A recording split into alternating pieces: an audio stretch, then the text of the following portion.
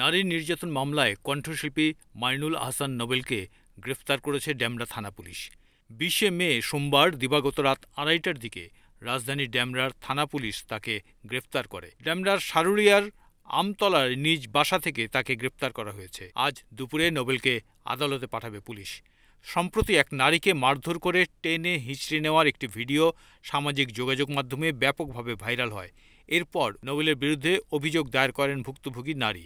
সেই মামলার প্রেক্ষিতে শিল্পীকে গ্রেফতার করা হয়েছে। এর আগেও গ্রেফতার হয়েছিলেন নোবেল।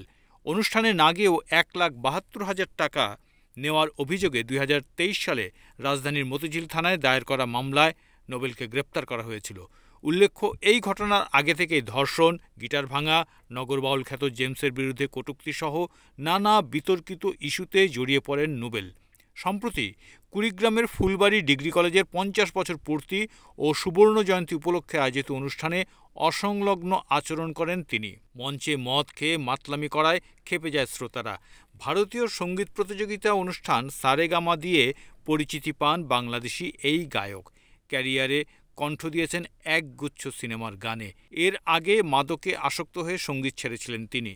দীর্ঘ বিরতির পর আবারও শ্রোতাদের সামনে হাজির হয়ে নোবেল জানিয়েছিলেন তিনি আর কখনো দর্শকদের হতাশ করবেন না। সব অতীত পেছনে ফেলে এখন নিয়মিত গান উপহার দেবেন। সম্প্রতি বাংলা সিনেমার সুপারস্টার শাকিব খানের বরবাদ মুভির মহামায়া গানে কণ্ঠ দিয়ে ব্যাপক প্রশংসা কুড়ান নোবেল।